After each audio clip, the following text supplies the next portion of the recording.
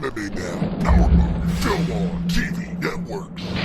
I'm David Keenan with MMA Now TV here on location in Las Vegas, Nevada for UFC 200 and everything fight week. It's been a crazy week, the wildest one that I've ever seen. You have UFC 200 happening tonight in a matter of hours. Also, you had the TUF 23 finale, which there was a belt on the line, and UFC Vegas 90, so which with a lightweight belt on the line. What did we see?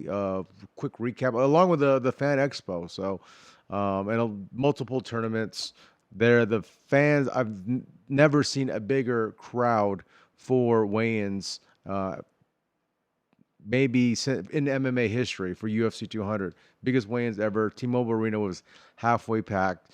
At the UFC tough finale weigh-ins, along with the press conference for 202, they had to stop people from coming in because they were at capacity, even though they had half the arena cordoned off. They didn't allow fans in because that side it was filled up. So first things first, UFC Vegas, UFC Fight Night 90, Rafael dos Anjos against Eddie Alvarez. We actually caught up with Eddie Alvarez the day of the fights, who seemed very calm and just seemed like it was his time. And he believed that he could make it happen, even though he was the underdog going against RDA, who'd been on a monstrous tear, taking out Cowboy Cerrone, putting it on Anthony Pettis, Nate Diaz, also Benson Henderson. So RDA looked basically almost unstoppable in the lightweight division.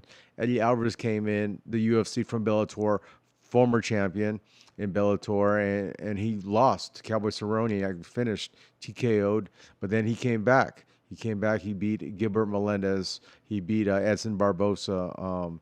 And then people didn't give Eddie much of a chance in this fight. Eddie defeated Anthony Pettis in his last fight. So what did Eddie do? He went out there and he put on a showcase in the first round. It seemed to me like a Rocky story. Rocky, that Philadelphia, he went out there, humble beginnings, didn't seem like he was going to get this shot, and all of a sudden he's champion of the world, and that's what Eddie did. TKO first round, and it was interesting to me. I thought Eddie would have came from the outside and tried to work his way in to go for the takedown and use his wrestling against Rafael dos Anjos, but he didn't. He stood there. He kept it close in the pocket. Didn't really allow Dos Anjos to get off his vicious leg kicks or his left hand. When Dos Anjos would throw, he stepped back and then came back forward once again. It was something that we hadn't seen anyone try against RDA, and he got the win. I thought if it would have went past one round, I don't know how much gas Eddie would have had. I mean, he was swinging for the fences. But congratulations to Eddie Alvarez and that big win for him, the new lightweight champion of the world. It was a former champ in a second-class fighting promotion. So, I mean, we've seen it in the past. Strikeforce, Luke Rockhold, Daniel Cormier, former champions, Robbie Lawler, are all UFC champions now. Last night we saw the TUF finale where Tatiana Suarez became the winner for the strawweight division in TUF 23, and Andrew Sanchez became the winner in the light heavyweight division. He said he might probably go down to middleweight, if not welterweight. He was taken to the hospital for precautionary measures. On Twitter, though, fans were not happy with Andrew Sanchez's performance, and some were not even happy with Suarez, even though she did get the submission win. The mood from the fans were, this happens every season finale where the dominant grapplers and wrestlers usually win the season, and then when they go on to face the higher echelon or higher caliber fighters in the UFC, they don't do as well. That was the mood, but congratulations to both Andrew Sanchez, Tatiana Suarez, also Will Brooks, the former Bellator lightweight champion, a la Eddie Alvarez, came in, made his UFC debut. He actually wanted out of Bellator because he wanted to test himself in the UFC, and Scott Coker did that for him. Scott Coker, president of Bellator, let him out of his contract. He signed with the UFC, and then the first person they threw at him was Ross Pearson, who in his own right has done well as a seasoned UFC veteran.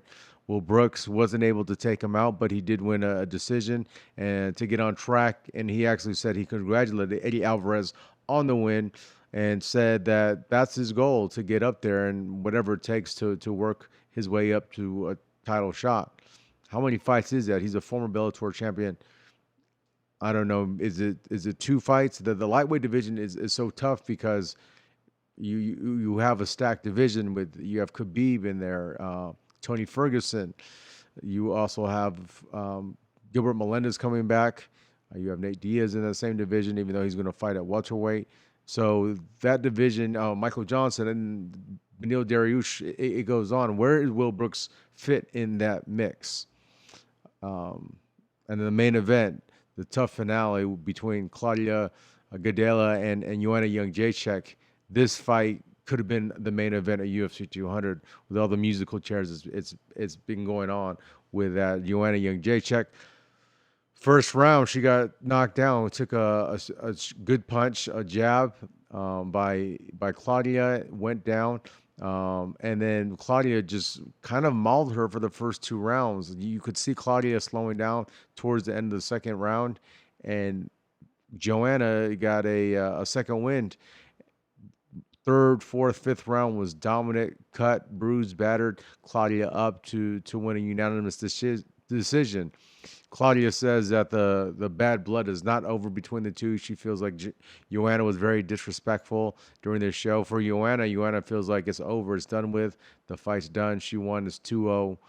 But there's no doubt Claudia is the number one contender in the strawweight division. There's just one person better than her. Obviously, she's not going to get an immediate title rematch, but whoever Claudia goes up against next, I think it's going to be a quick turnaround for a trilogy, kind of similar to what we may see with Ronda Rousey if she comes back, if Miesha Tate gets over Amanda Nunes. So after the fight, both fighters laid it on the line backstage. Joanna and Claudia, they were both very emotional. They put their all into it. I think Joanna could have went another 5 rounds if she needed to. So that was a quick recap of what went on this week. There's a lot more to come. UFC 200 is starting soon.